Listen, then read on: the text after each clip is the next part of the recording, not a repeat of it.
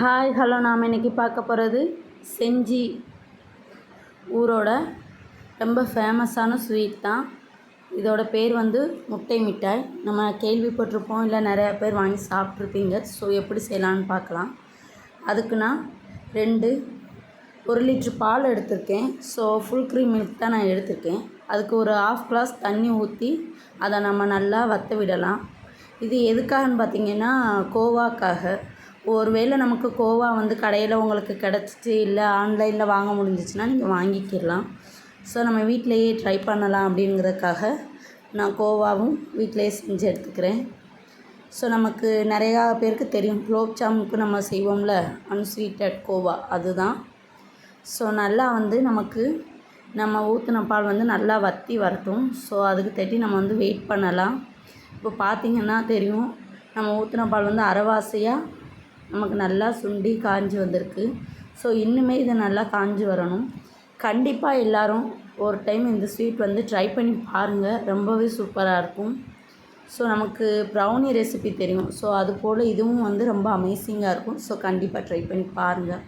இப்போ பாருங்கள், கிட்டத்தட்ட நம்ம கோவா ரெடி ஆகிட்டு நல்லா வந்து சுண்டி வந்துட்டு, நம்ம ஓரங்களில் அந்த பிடிச்சிருக்கிறது எல்லாத்தையுமே நம்ம நல்லா எடுத்து விட்டு நம்ம நல்லா கைவிடாமல் வந்து கிண்டிக்கிறணும். இந்த ஸ்டேஜில் அடுப்பை லோ ஃப்ளேமில் வச்சுக்கிறணும், ஏன்னா நமக்கு அடி பிடிக்கும். ஸோ கண்டிப்பாக நம்ம வந்து லோ ஃப்ளேமில் இந்த ஸ்டேஜில் வச்சு தான் நம்ம வந்து நல்லா கிண்டி விடணும்.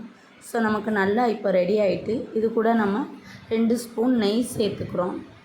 இது எதுக்காகன்னு பார்த்திங்கன்னா, அது ஒரு டேஸ்ட் கொடுக்கும், நல்லாயிருக்கும் நார்மலாகவே. ஸோ அதுக்காக இந்த ஸ்டேஜில் நம்ம நெய் சேர்த்துக்கிடலாம். நெய் சேர்க்கும் போது லேசாக அது வந்து கொஞ்சம் தண்ணியாகிற மாதிரி தெரியும் நமக்கு வந்து. ஆனால் ஒன்றும் இல்லை, அடுத்த ஒரு 5 செகண்ட்லேயே அது நார்மலாக எப்பவும் போல் கட்டி போட்டுரும். ஸோ பாருங்கள், இந்த ஸ்டேஜில் வந்து நான் எடுத்துக்கிறேன். ஏன்னா நமக்கு வந்து நார்மலாகவே கோவா வந்து கெட்டி ஆயிரும். ஸோ நமக்கு தேவை அப்படின்னா, ஒருவேளை நம்ம குலோப் ஜாமுன் செய்கிற மாதிரி இருந்தால் ஃப்ரிட்ஜில் எடுத்து வைக்கலாம். ஸோ நம்ம வந்து நார்மலாக இந்த ரெசிபிக்கினால ஃப்ரிட்ஜில் எடுத்து வைக்க தேவையில்லை. ஸோ வெளியவே நான் வச்சுக்கிறேன், நல்லா ஆறி வரட்டும். பாருங்கள் எவ்வளோ சூப்பராக இருக்குன்னு. நமக்கு வந்து 1 லிட்ரு பாலில் 200 கிராம் கோவா கிடச்சிருக்கு. ஸோ நம்ம ரெசிபிக்கு இது தேவையானது தான். ஸோ அதனால் நான் 1 லிட்ரு பால் எடுத்து பண்ணியிருக்கேன்.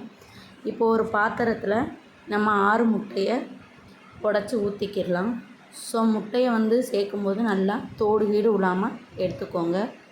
இப்போ பார்த்திங்கன்னா 200 கிராம் கோவாக்கு 200 கிராம் சீனி சேர்த்துருக்கேன். இதுதான் கரெக்டான அளவு. 6 முட்டை, 200 கிராம் சீனி, 200 கிராம் கோவா. ஸோ நம்ம நல்லா பீட் பண்ணிக்கிடலாம். ஒருவேளை நம்மள்கிட்ட எலக்ட்ரிக் பீட்டர் இல்லைன்னா நார்மல் விஸ்க் வச்சே நம்ம வந்து கிளறிக்கிடலாம். நமக்கு சீனி வந்து நல்லா கரைஞ்சி வரணும். ஸோ அதுதான். அப்புறம் இந்த கோவா, நம்ம எடுத்து வச்ச கோவாவையும் இது கூட நம்ம சேர்த்துக்கிடலாம். அதுக்கப்புறம் நான் 50 கிராம் பாதாமை நைட்டே வந்து ஊற வச்சுருந்தேன். ஸோ அதையும் தோல் எடுத்து நல்லா நான் அரைச்சிருக்கேன். 1-2 தோல் இருக்கத்தான் செஞ்சிச்சு. ஸோ அதனால் ஒன்றும் பிரச்சனை இல்லை. இப்போது இந்த ஸ்டேஜில் நம்ம இது கூட மறுபடியும் 2 ஸ்பூன் நெய் சேர்த்துக்கலாம். ஸோ இதையும் சேர்த்து நம்ம நல்லா பீட் பண்ணிக்கலாம். இந்த நேரத்தில் ரொம்ப கொஞ்சமாக உப்பு. ஸோ உப்பு எந்த ரெசிபினாலும் நான் சேர்த்து பண்ணுவேன், டேஸ்ட் நல்லாயிருக்கும். ஸோ அதுக்காக தான். இப்போ பாருங்கள், நல்லா பீட் பண்ணியாச்சு. ஸோ நம்ம வந்து இப்போ இந்த கலவையை ஒரு கடாயை லோ ஃப்ளேமில் வச்சு அதில் நல்லா ஊற்றிக்கிடலாம். ஊற்றி 10 நிமிஷம் நம்ம நல்லா வதக்கி விடலாம். ஸோ இது எதுக்காகன்னு பார்த்திங்கன்னா, நமக்கு ஒரு நல்ல கேக் பேற்று கிடைக்க. இப்போது இந்த ஸ்டேஜில் நமக்கு வந்து அந்த கோவாவுமே கொஞ்சம் நல்லா இலகி வரும். ஸோ அதனால் ஒன்றும் பிரச்சனை இல்லை. பாருங்கள், நான் லோ ஃப்ளேமில் வச்சு நல்லா கிளறிக்கிறேன். நல்லா கிளறி விடலாம் நம்ம. இப்போ பாருங்கள், இந்த பேற்று எப்படி ரெடி ஆகிருக்குன்னு. கிளறும் போதே உங்களுக்கு தெரியும், நமக்கு நார்மலாக ஸ்பாஞ்ச் கேக்குக்கு செய்வோம்ல அந்த பக்குவம் இருக்கும் இது. ஸோ இல்லை இட்லி மாவு பதம் அந்த பக்குவம்னு கூட சொல்லலாம். ஸோ இந்த பக்குவத்துக்கு நமக்கு ரெடியாகி வந்ததுக்கப்புறம் இதை நம்ம ஒரு ட்ரேயில் ஊற்றி நல்லா பேக் பண்ணி எடுக்கலாம். 180 டிகிரி செல்சியஸில் 45 நிமிஷம் நான் பேக் பண்ணி எடுத்திருக்கேன். ஸோ நமக்கு வந்து நான் ஓடிஜி இல்லை, ஓவன் இல்லைன்னா நீங்கள் குக்கரில் கேக்குக்கு ஸ்டாண்ட் போட்டு பண்ணுவோம்ல, அது மாதிரி ட்ரை பண்ணி பாருங்கள். இப்போ நல்லா வெந்து வந்துட்டு, ஸோ இந்த ஸ்டேஜில் நான் ஒரு ஸ்பூன் நெய் எடுத்து நல்லா எல்லா பக்கமும் தடவிக்கிறேன். இப்போ நம்ம 1 மணி நேரம் சென்று நல்லா வந்து இது ஆறி வரவும் தான் நம்ம வந்து இதை கட் பண்ணணும். இல்லைன்னா நமக்கு அந்த பாத்திரத்தோடு அடியில் ஒட்டிக்கிட்டு வந்துடும். நமக்கு இது வந்து பட்ரு பேப்பர் யூஸ் பண்ண மாட்டோம் நார்மலாக. ஸோ அதனால் 1 மணி நேரம் சென்று நம்ம வந்து பார்க்கலாம். இப்போ பாருங்கள் எப்படி இருக்குன்னு. ரொம்ப ரொம்ப சூப்பராக இருக்கும்.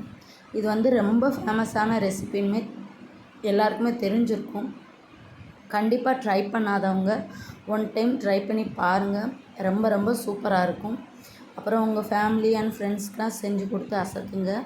ஸோ இது போன்ற வீடியோக்கள் நம்ம சேனலில் நிறையா வரும். ஸோ கண்டிப்பாக நம்ம சேனலை பிடிச்சவங்க சப்ஸ்கிரைப் பண்ணி லைக் பண்ணி பாருங்கள். உங்கள் ஃப்ரெண்ட்ஸுக்கும் ஷேர் பண்ணுங்கள். பாருங்கள் எப்படி அமேசிங்காக இருக்கும். நமக்கு வாயில் வச்ச உடனே கரைஞ்சிரும். ஸோ ரொம்ப ரொம்ப ரொம்ப ஆனால் என்னென்னா அந்த எக்ஸ்மெல் வரவே வராது. ஸோ அதனால் நீங்கள் பயப்பட தேவையில்லை. நம்ம அடுத்த வீடியோவில் பார்க்கலாம். கண்டிப்பாக நம்ம சேனலை சப்ஸ்கிரைப் பண்ணுங்கள்.